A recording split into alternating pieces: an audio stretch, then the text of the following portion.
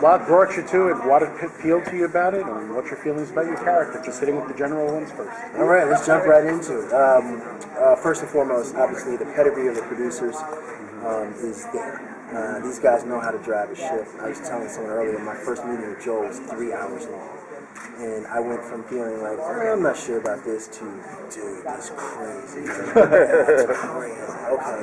So, like, you know, the fact that he's driving the ship makes me feel confident that this story is going to go in the right direction and has the potential to last. The material, the way it was written, was very interesting to me because despite all of the cool stuff and the technology and the idea that this guy is synthetic, there's so many little things that I find interesting and relatable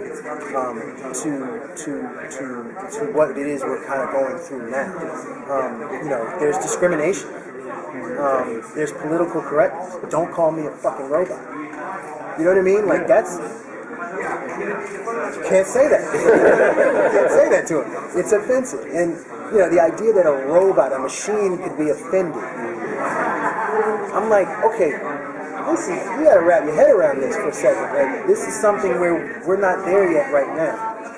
But because the show is set in the near future, it's right around the corner. Someone asked me, have you ever been interested in the future like this? I was like, no. Never been interested in the future. Not that I didn't care about my future, it's just I never really thought about the future, where we're going to be. But this show has made me think, well, my kids will be living in a world that could be similar to this. You know, like my son could potentially be partnered with a Dory if he becomes, I mean, you know, you don't know. So it's one of those things where it provokes so much thought and intrigue that instantly it's like, this is the one you signed up to.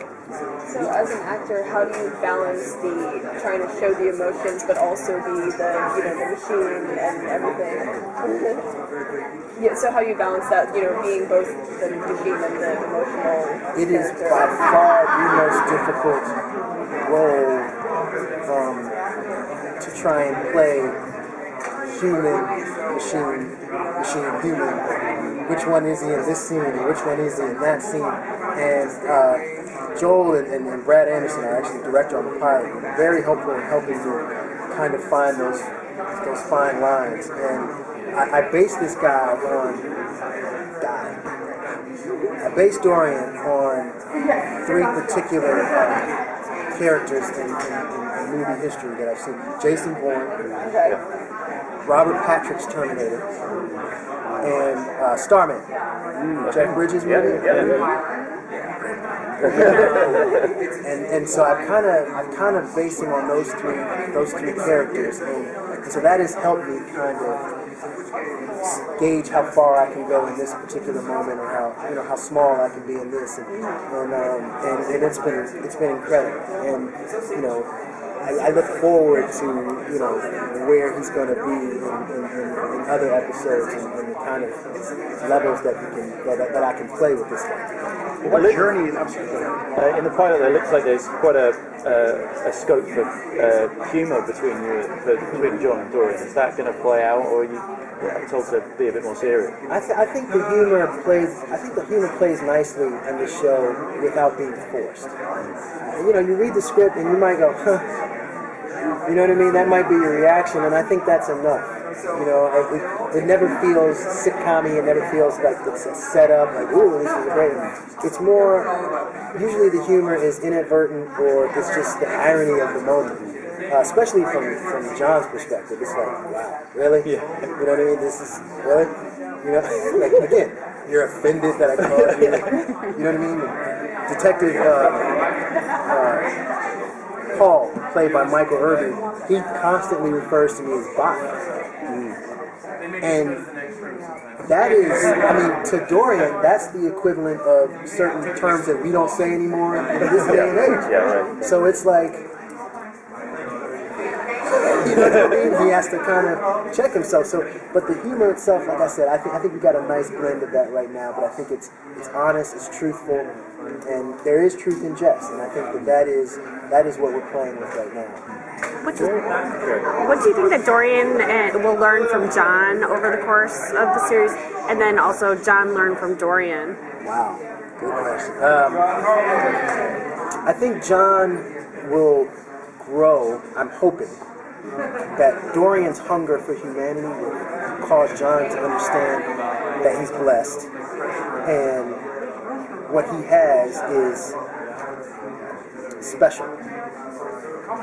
And what I hope, I'll flip that, what I hope Dorian understands is, that everything human is not good, and sometimes being able to do what you're able to do, I don't think Dorian necessarily, because it's just like so natural, I don't say natural, but it's programmed in him to be able to figure out the pixels in this particular camera. Like he could do all of that, and it's nothing there. So he doesn't appreciate that. And I'm hoping he learns to appreciate some of that. And I think, based on what I've read so far, that's going to come. That's going to come, especially in the relationship between him and Rudy, played by Mackenzie. Their relationship is going to grow. We're going to start to understand those two a little bit more.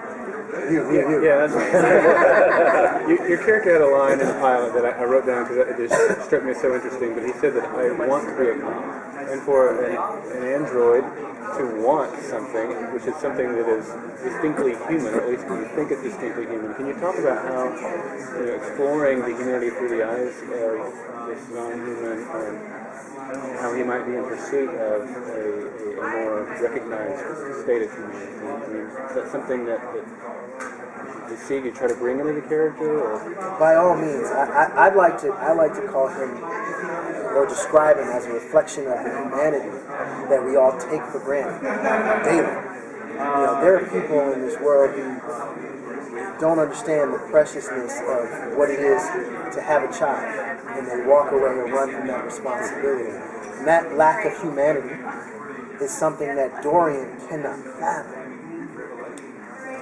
Because he wants it so bad, and he tends to, I like to consider him as very observant, not so much intuitive, but observant of human behavior, and so if he sees you make a sad face, he wants to know, okay, well, what does that feel like? What does that sadness feel like?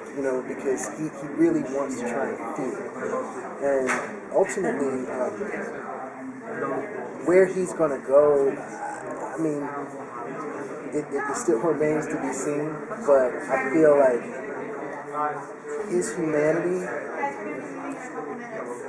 or his desire to embrace humanity, I think that sets him apart from other machines that we've seen in the past, and I think it's what's going to make it kind of gives a hopeful tone to the show. Oftentimes in futuristic shows or sci-fi shows, you see that man and machine don't coexist. I think what we're trying to say is that these two hopefully can coexist and create a bigger model, or create a model for the masses of society to understand that man and machine can work together. And that's Dorian's.